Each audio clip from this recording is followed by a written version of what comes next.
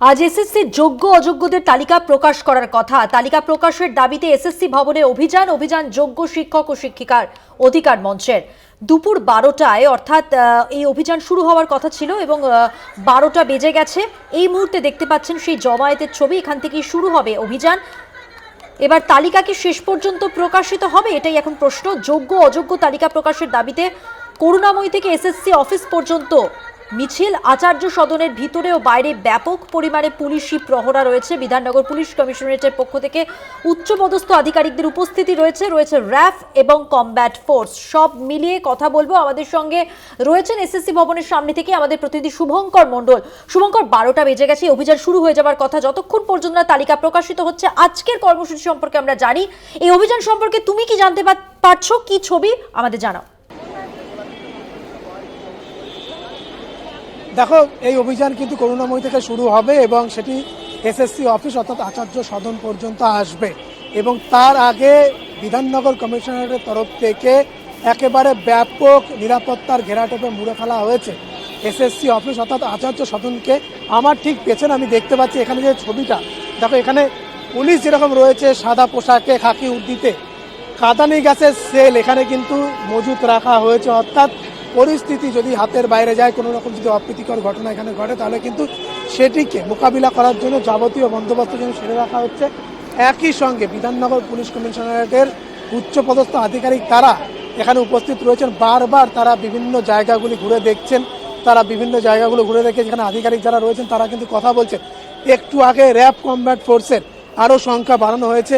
একটু মুখের সামনে যাব আমি, অর্থাৎ যে গেট এই মুহূর্তে খোলা রেখে কাজ চলে এসএসসি অফিসের, সেই গেটের কাছে যাব এবং দেখাবো এখানে যে ছবিটা, এখানে কিন্তু পুলিশ যেরকম রয়েছে, দেখতে পাচ্ছ যে র্যাফ এখানে উপস্থিত রয়েছে, অর্থাৎ র্যাফ এখানে মজুত রাখা হয়েছে। র্যাপের যারা বাহিনীর রয়েছে জওয়ান, তারা এখানে উপস্থিত রয়েছেন। একই সঙ্গে কিন্তু পাশে আরও র্যাপের যারা রয়েছেন তাদেরকে এখানে উপস্থিত রাখা হয়েছে। যেটা আমি বলছিলাম যে গত কয়েকদিন আগে আমরা দেখেছি যেভাবে অভিযান চালাতে গিয়ে বিভিন্ন সময় পরিস্থিতি অগ্নিগর্ভ হয়ে উঠেছে। কসবা ডিআই অফিসে পরিস্থিতি হাতের বাইরে গিয়েছে, সেখানে লাঠিচার্জ, পুলিশের বিরুদ্ধে একাধিক অভিযোগে যাবতীয় এগুলো উঠেছে। ফলত তার আগে এসএসসি অফিসকে একেবারে নিরাপত্তার ঘেরাটোপে মুড়ে ফেলা পুলিশের যে কর্তব্য বা দায়িত্ব, সেটি তারা পালন করে এখানে ভেতরে এবং বাইরে, ভেতরের ছবিটা আমি দেখাচ্ছি এই মুহূর্তে। ভেতরে যে ছবিটা, সেখানে কিন্তু সাদা পোশাকে যেরকম পুলিশ রয়েছে, র্যাফের যারা কর্মী তারা রয়েছেন, একই সঙ্গে খাকি উর্দিতে বা খাকি পোশাকে পুলিশ এখানে মোতায়েন রয়েছে। 12টা থেকে মিছিল শুরু হওয়ার কথা, আর কিছুটা সময়ের পর সেই মিছিল সেখান থেকে শুরু হবে করুণাময়ী থেকে।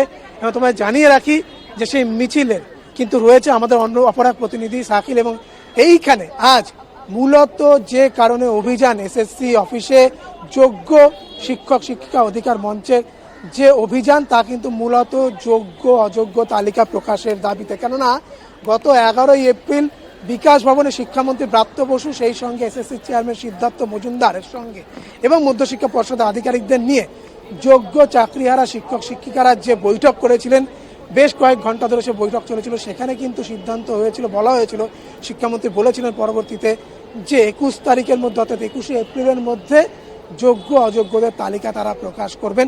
এক্ষেত্রে কারা যোগ্য এবং কারা অযোগ্য সম্পূর্ণটা জলের মতো পরিষ্কার হয়ে যাবে।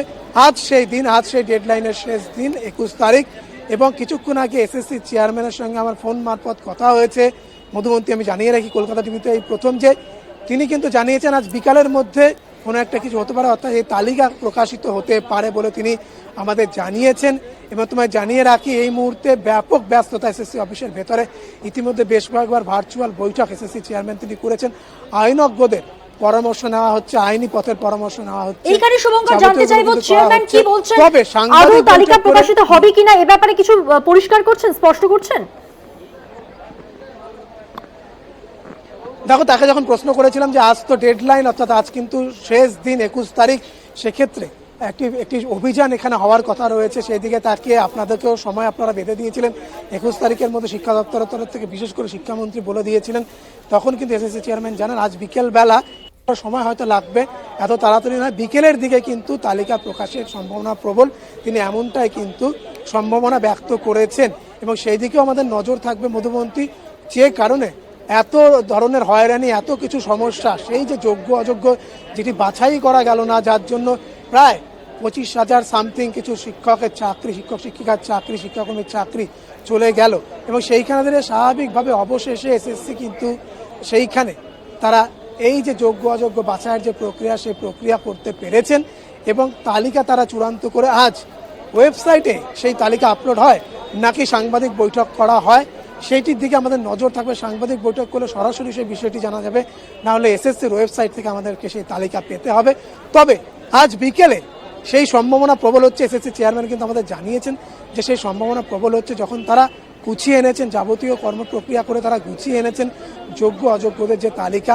ফলত আজ বিকেলে কিন্তু আমাদের এই যেটি বারবার আমি বলছি যে এত কর্মকাণ্ড, এত বিভিন্ন দিকে আমরা দেখেছি আন্দোলন, যেখানে ধর্মতলার ওয়াই চ্যানেলেও সে আন্দোলন চলেছে এবং সেখানে দাঁড়িয়ে স্বাভাবিকভাবেই কিন্তু সেখান থেকে যোগ্য শিক্ষক শিক্ষা অধিকার মঞ্চের যারা প্রতিনিধিরা রয়েছেন তারা এখানে আসবেন এবং এসে তারা অভিযানে সামিল হবেন।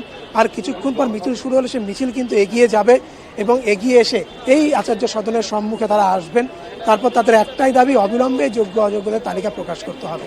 সেদিকে তাকিয়ে এসএসসি কিন্তু তাদের কাজ সেরে ফেলেছেন। মনে করা হচ্ছে যে আজ বিকেলের মধ্যে হয়তো সেই তালিকা, যোগ্য অযোগ্যদের তালিকা, সেটি প্রকাশিত হয়ে যাবে এবং যারা আসবেন তারা জানতেও পেরে যাবেন যে কারা যোগ্য কারা অযোগ্য, যাবতীয়টা মধুমন্তী। তবে এই মুহূর্তে যদি তুমি দেখো, তুমি আরেকবার একটু আমি দেখিয়ে দিই পরিস্থিতি। এই মুহূর্তে পুলিশের যারা উচ্চপদস্থ আধিকারিক তারা এখানে কিন্তু উপস্থিত রয়েছেন। একেবারে পুলিশি ঘেরাটোপে আচার্য সদন অর্থাৎ এসএসসি অফিস, সেই এসএসসি অফিস কিন্তু একেবারে পুলিশি ঘেরাটোপে মুড়ে ফেলা হয়েছে। কেননা এর আগেও আমরা দেখেছি বহুবার এসএসসি অফিসে অভিযান হতে, ধুমধুমার কাণ্ড হতে। কয়েকদিন আগে বাম ছাত্র সংগঠন সেই সঙ্গে ডিওয়াইএফআই তাদের অভিযান ছিল, সেখানেও আমরা দেখেছি যে পরিস্থিতি কিছুটা হলেও কিন্তু হাতের বাইরে চলে গিয়েছিল। সেই পরিস্থিতি পরবর্তীতে পুলিশ সামাল দেয়। এই যাবতীয়টা আমরা দেখেছি হতে, ফলত পুলিশ কোনো রকমভাবে কোনো সরাসরি কথা বলছিলাম আমাদের প্রতিনিধি শুভঙ্কর মণ্ডলের সঙ্গে। শুভঙ্কর, আপাতত ধন্যবাদ। এই কর্মসূচির দিকে অবশ্যই আমাদের নজর থাকছে। আপাতত করুণাময়ীতে জমায়েত হয়েছে এবং এখান থেকে এসএসসি ভবন অভিযান শিক্ষক শিক্ষিকাদের। করুণাময়ী থেকে ইতিমধ্যেই শিক্ষক শিক্ষিকাদের জমায়েত হয়েছে এবং সেখান থেকেই রয়েছেন আমাদের প্রতিনিধি শাকিল মুস্তাক। সেই ছবিটা জানবো আমাদের সঙ্গে যিনি রয়েছেন তার কাছ থেকে। শাকিল, তুমি একেবারে সেই জায়গাতে রয়েছো যেখান থেকে অভিযান শুরু হবে আজকে। কি ছবি সেখানে, নিরাপত্তা ব্যবস্থা কতটা জোরদার দেখতে পাচ্ছ অপ্রীতিকর পরিস্থিতি এড়াবার জন্য?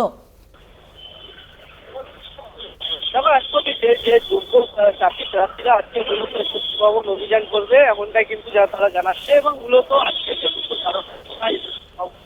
তরফ থেকে কিন্তু এসএসসি ভবনের তরফ থেকে কিন্তু আজকে যে যোগ্য চাকরি প্রার্থীর যে তালিকা প্রকাশ করার কথা ছিল তা ইতিমধ্যে।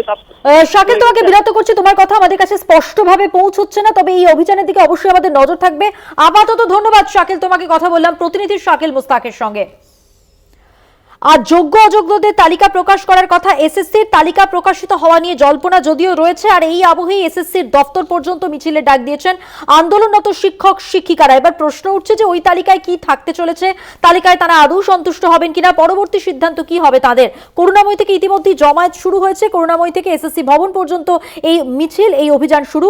আচার্য সদনের ভিতরে এবং বাইরে পুলিশি নিরাপত্তার ব্যবস্থা জোরদার করা হয়েছে। পাশাপাশি